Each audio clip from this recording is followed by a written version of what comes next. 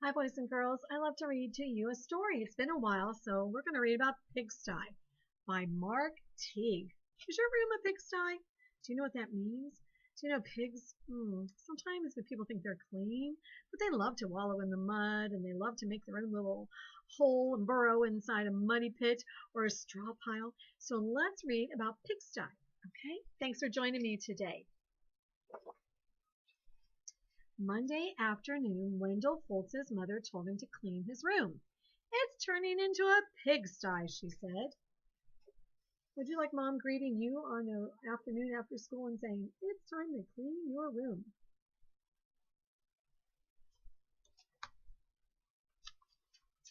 Wendell went upstairs. Much to his surprise, a large pig was sitting in his bed. Look at that pig sitting on his bed. Do you have a pig in your bedroom? Pardon me, said Wendell. He shoved some toys into his closet, but the pig didn't seem to mind the mess. And Wendell found that he didn't mind the pig either. He decided to take a break.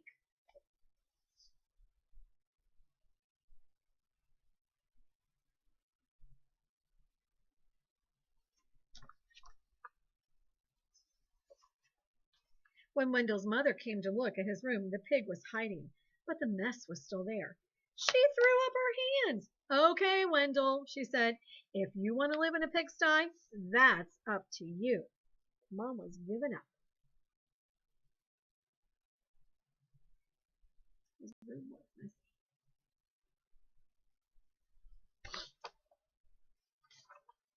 Wendell could hardly believe his luck. Now I can live however I want. He didn't even worry when he came home on Tuesday and found a second pig in his room. The mess had grown a bit worse, but he was able to jam most of it under the bed. Pigs are all right, he said, as long as it's only one or two. Look, the pigs are playing with his toys.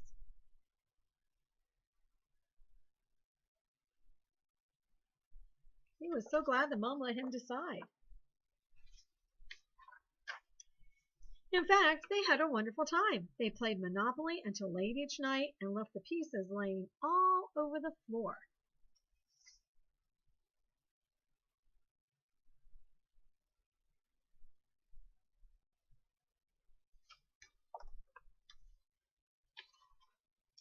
They had paper airplane wars and pillow fights, and the bed became a trampoline.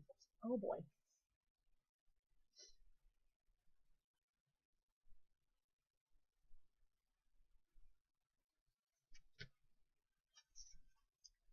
Then two more pigs showed up.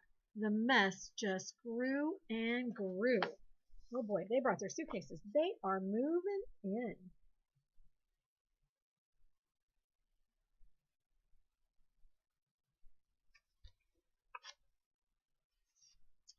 That night, when Wendell went to bed, the pigs were laying everywhere. They rolled up in his blankets and hogged his pillows too. Wendell told himself he didn't mind, but then he found hoof prints on his comic books. That is not good.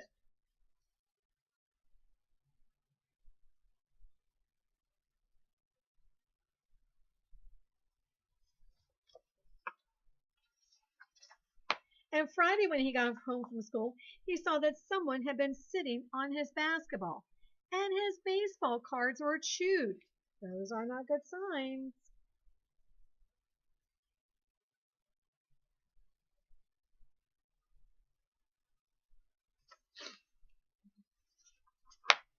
That does it, says Wendell.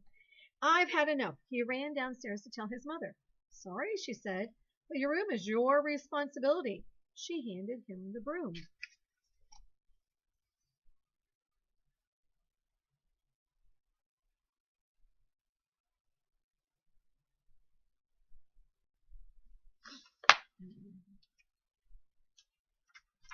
Wendell started to complain.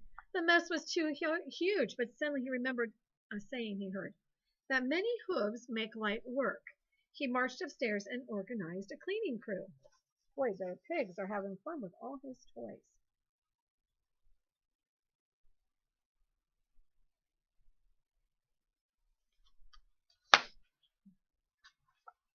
They swept and scoured and polished and scrubbed. Later that afternoon, Wendell inspected his room and pronounced, "It's clean." Look at the great job they did. That was an awesome job.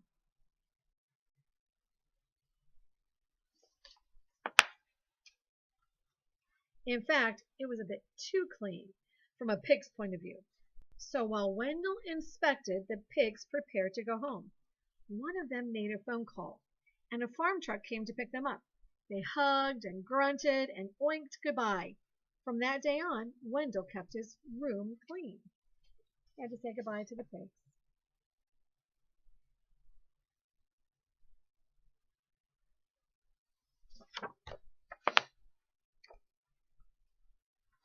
Except for those nights when his friends came by to play Monopoly. Do you think pigs would be very good at Monopoly?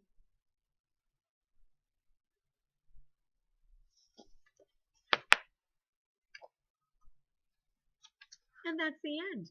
Boys and girls, I hope your room is not a pigsty. This is a shout out to my nieces and nephew, Mac and Maddie and Macy, and my friends, Opal and Mabel. I hope your room is nice and clean and there's no pigs living in your room. Okay, bye for now.